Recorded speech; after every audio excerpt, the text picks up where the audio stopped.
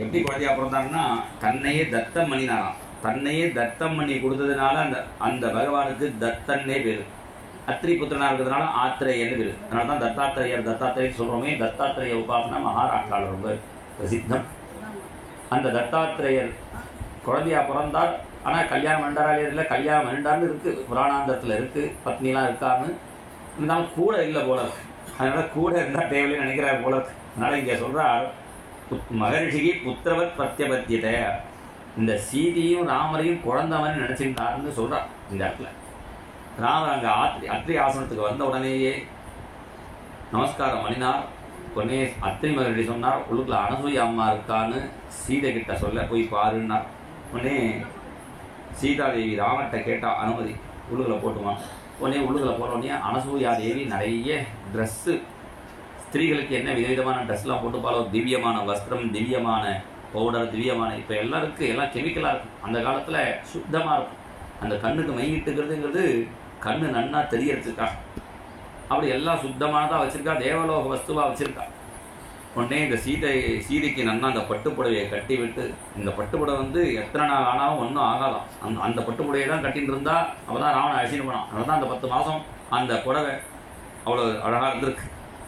திவ்யமான வஸ்திரம், திவ்யாங்கராக வேதேகி திவ்யாபரண பூஷணான்னு திவ்யா ஆபரணங்கள்லாம் போட்டு சீதையிட்ட சொன்னால், சீதை உன் கல்யாணத்துக்கு வரணும்னு எனக்கு ஆசையாக இருந்தது. இந்த வாசலில் இருந்த தாத்தாட்ட சொன்னேன் கல்யாணத்துக்கு போகலான்னு. ஐயோ கல்யாணத்தில் கூட்டமாக இருக்கும், நம்மளாம் மாட்டிக்க வேண்டாம், அப்புறம் பார்த்துக்கலான்ட்டாங்க. சரி கல்யாணத்துக்கு தான் போகலையே, இங்கே சித்திரக்கூடத்துக்கு நீ வந்திருக்கே சொன்னா கேள்விப்பட்டேன், இங்கேயாவது பக்கத்தில் தானே போயிட்டு வரலான்னா. அப்போ அங்கே போய் நம்ம பார்த்துட்டு வரோம், நம்ம ஆற்றுக்கு வரமாட்டார், நம்ம இங்கே இருப்போம், தானே ஆற்றுக்கு வருவார் சொன்னார். தாத்தா ஏதோ அந்த காலத்தில் பதிவர்த்திகள் அப்படி இருந்திருக்கா, அவர் சொன்னதான் போகிறதுன்னு. வாசலில் மத்தியானேஸ்வரர் புறப்பாடு ஆனால் கூட மாமா போனால் தான் மாமா கூட செய்து தரிசனம் பண்ணுவா, இல்லைன்னா ஆற்றுல தான் இருப்பான். அந்த அளவுக்கு பதிவர்த்திகளாக இருந்திருக்கா. அதுனா இந்த தாத்தா சொல்லலையேன்னு நான் அவர் சொன்னாரே இங்கே வருவார்னு நினச்சி சொன்னார், ஏதோ சமாதானத்துக்கு சொன்னான்னு நினச்சிட்டேன். ஆனால் அவர் சொன்னது சத்தியமாக எடுத்து நீங்கள் வந்து விட்டீங்க 2 பேரும். எனக்கு வந்து உன் கல்யாணத்தை சொல்லு என்று சொல்ல, இங்கே சீதாதேவி கல்யாணத்தில் தன் வாயாலேயே சீதா கல்யாணத்தை சொல்கிறான். அதனால் இந்த முதல்ல இந்த கல்யாண உற்சவம் நம்ம பண்ணுறோங்க எல்லா இடத்துலையும். சீதா கல்யாணம், ராதா கல்யாணம், இதெல்லாம் நாங்கள் எங்கே நம்ம பண்ணுறோம். இதுக்கு யார் பிரமாணம்னா இந்த அத்ரி அனசூயா தான் பிரமாணம். அவள் தான் ஃபஸ்ட்டு தடவை அந்த கல்யாண நகையெல்லாம் கொடுத்து ட்ரெஸ்ஸெல்லாம் பண்ணி கொடுத்து அவளை கல்யாணத்தை சொல்ல சொல்லி அந்த கல்யாண உற்சவம் ஆரம்பித்தா. அன்றைக்கு நம்ம இன்றைக்கி பண்ணிட்டு இருக்கோம். பல இடத்துலையும் இந்த கல்யாண உற்சவம்லாம் நடக்கிறது. அதுக்கு பிரமாணம் இந்த அத்திரியினுடைய சரித்திரம் தான் அண்ணா சொல்லுவார். அந்த கல்யாண கதையை சீதையே சொல்கிறா. எங்கள் ஆற்றுல ஒரு வில்லு பெட்டி இருந்தது. அந்த வில்லு பெட்டி கட்டியில் சீதை விளையாடிட்டே இருக்கும்போது அந்த பந்து போய் மாட்டிடுச்சு. நீ அப்பா அந்த பந்தை எடுத்து கொடுன்னா சீதை. இது வேற ராமாயணத்தில் இருக்குது. பந்தை எடுத்து கொடுன்னொன்னே தசரதர் சொன்னார், இப்படி வில்லு பெட்டிலாம் இப்படி நகர்த்தி எடுக்கிறதுக்குலாம் நம்ம உடனேலாம் எடுக்க முடியாது, ஃபோன் போட்டு ஆளெல்லாம் வர சொல்லணும், ஒரு 1000 பேர் வந்து அந்த வில்லு பெட்டியை தள்ளணும். தள்ளி அவெல்லாம் வெறுமனை தள்ள முடியாது, எல்லாம் பெரிய பெட்டியாச்சு. எல்லாரும் பாட்டு பாடி ஏலேலோ ஐலசா பாட்டெல்லாம் பாடிட்டு கஷ்டப்பட்டு அந்த காலத்தில் கஷ்டமான காரியத்தை பாட்டு பண்ணிட்டே பண்ணுவாள். அப்போ சிரமம் இல்லாமல் இருக்கும். அது மாதிரி அவெல்லாம் தள்ளி அப்புறம் பந்தை எடுத்து நான் உனக்கு தரேன், பாப்பா எனக்கு இப்போ விளையாடணும்னாலும் இடத்துக்கு ஏற அப்படி தள்ளி நான் வில்லு பெட்டியை பந்தை எடுத்துட்டான். ஜனகன் பார்த்தான், 3000 பேர் முக்கிய தள்ளக்கூடிய இந்த பெட்டியை இடத்துக்கு ஏற அப்படி தள்ளி விட்டுட்டாலே நல்லா ஆற்றுக்காரரா பார்க்கணும். ஏன்னா அவன் தட்டினா விழுந்தா என்ன பண்ணுறது, போயிட்டா என்ன பண்ணுறது. அப்போ அந்த அளவுக்கு பலசாலியாக ஒரு ஆளை தீர்மானம் பண்ணுங்கிட்ட தான் அந்த வில்லை யார் எடுக்கிறாளோ அவளுக்கு பண்ண தரேன்னு சொன்னாள்.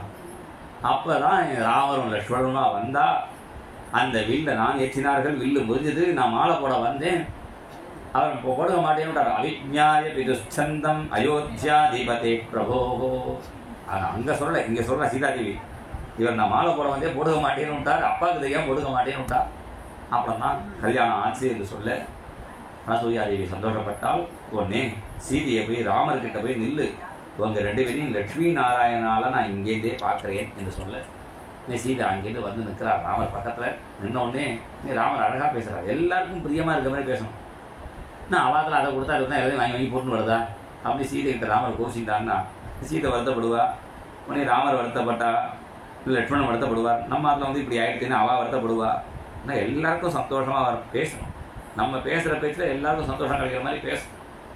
அதனால் ராமர் சொன்னார், சீக்கிரம் உனக்கு பாக்கியத்தைப்பா, இது மாதிரி காட்டுக்கு வந்தனா தானே பெரிய மகாத்மாக்கள் ரிஷி பத்னிகள்லாம் அந்த யூஸ் பண்ண அவருடைய பிரசாதெல்லாம் உனக்கு கிடைச்சிதுப்பா. இன்றைக்கி ரொம்ப அழகாக இருக்க, கல்யாணத்தன்னைக்கு விட இன்றைக்கி ரொம்ப அழகாக இருக்கேன்னா. இது சொன்ன உடனே சீதைக்கு சந்தோஷம் தாங்களே, பக்கத்துலேயே கொஞ்சம் நிற்கிறா. அண்ணாமணி சந்தோஷமாக இருக்கிற பார்த்து லட்சுமணன் சந்தோஷப்படுறான். இவா 3 பேரை பார்த்து அத்திரி சந்தோஷப்பட்டாள். இவா எல்லாரையும் பார்த்து ஜன்னல்லேருந்து அப்பயும் வாசலில் வரல வரல அதை பாட்டி 90 வயசு பாட்டி வாசல்லேருந்து அங்கே ஜன்னல் வழியாக பார்க்குறீங்களா பார்த்து சந்தோஷப்பட்டாள். இப்படி அத்திரி அனசூயா ஆசிரமத்தில் ராமர் சீதாராம தம்பதிகளாக கல்யாண கோலத்தில் தரிசனம் கொடுத்தார்கள். அதனால தான் நம்மளும் கல்யாண உற்சவம் பண்ணுறோம்.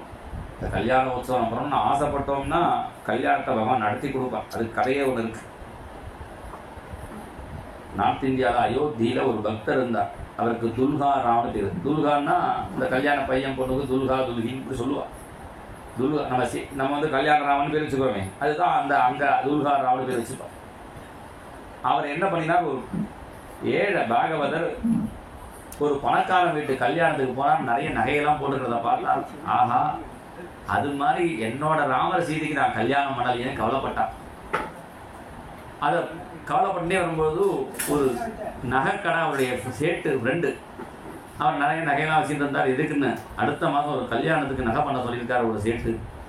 நீங்கள் நகையெல்லாம் கொஞ்சம் வாடகைக்கிட்டா எங்காத்து ராமர் சீதைக்கு கல்யாணம், நான் சீதைக்கு இந்த நகையெல்லாம் போட்டுட்டு திரும்பி நான் கொடுத்து விடுறேன்னா அந்த நகையெல்லாம் சீதைக்கு போட்டு கல்யாண உற்சவம் சீதா கல்யாண உற்சவம் பண்ணிட்டான். ஜெயன்னு இன்னும் கல்யாண உற்சவம் ஆனவொடனே அன்றைக்கே கட்ட வேண்டாம், 2 நாள் ஆகட்டும்னு நினச்சிட்டான். 4 நாள் கல்யாணம் வச்சு 4 நாள் கழிச்சு நடக்கலான்னா 1 மாதம் ஆச்சு. அந்த கடைக்காரன் வந்து கேட்கவே இல்லை. 1 மாதம் கழிச்சு இவரே வந்து அந்த கடைக்காரன்ட்ட போய், உங்கள்கிட்ட நகையை வாங்கிட்டு போனேனே, நீங்கள் நகையெல்லாம் கொடுத்தேலே, இன்னும் திருப்பி வாங்கிக்கலையேன்னு. அவன் சொன்னால் நான் ஒன்றும் நகை கொடுக்கலையேங்க, நான் நகை கடைக்காரன் கொடுக்கலையா, நீங்கள் நான் வாங்கிட்டு போனேனே. அப்போ தான் புரிஞ்சுது, நகை கடைக்காரர் ரூபத்தில் ராமரே கொடுத்துருக்காரு. இவன் கல்யாணம் நகை போட்டு பண்ணணும்னு ஆசைப்பட்டதுனால அந்த பாகவதற்காக ராமரே நகை கடைக்காரர் ரூபத்தில் கொடுத்தான்னு அப்புறம் தெரிஞ்சுட்டார். அப்படி கல்யாண உற்சவம் பண்ணுறது நம்ம சம்பிரதாயம். நம்ம எப்படி இருக்கோமோ அது மாதிரி பகவானுக்கும் கல்யாண உற்சவம். திருப்பதி பெருமாளுக்கு நான் ஸ்டாப் கல்யாணம். செவ்வாய்க்கிழமை அமாவாசை ஒன்றும் கிடையாது, எப்போ பார்த்தாலும் கல்யாணம் இருக்கு. ஏன்னா கல்யாணத்தை பார்க்கலன்னு யசோதை வருத்தப்பட்டாலாம். அதனால் யசோதை பகுலநாயகியா பிறந்தார் கிருஷ்ணனே ஸ்ரீனிவாச பெருமாளா வந்து டெய்லி கல்யாணம் பார்த்துட்டே இருக்கு. இப்படி கல்யாண உற்சவம் நம்ம சம்பிரதாயத்தில் இந்த கல்யாண உற்சவம்லாம் பார்த்து, இப்போ பாக்கி மதத்தெல்லாம் ஒன்று உருவமே கிடையாது, ஒன்று தொங்குறது தற்கொலை 2 அப்படிலாம் இல்லாமல் அழகான ஒரு சம்பிரதாயம் நம்ம சனாதன மதத்தில் நம்மளை மாதிரியே பகவானை கல்யாணம் பண்ணி அந்த உற்சவம்லாம் பண்ணுறதுன்னு அந்த அத்திரி அனசூயா ஆசிரமத்தோட அயோத்தியா காண்டம் பூர்த்தியாகுது.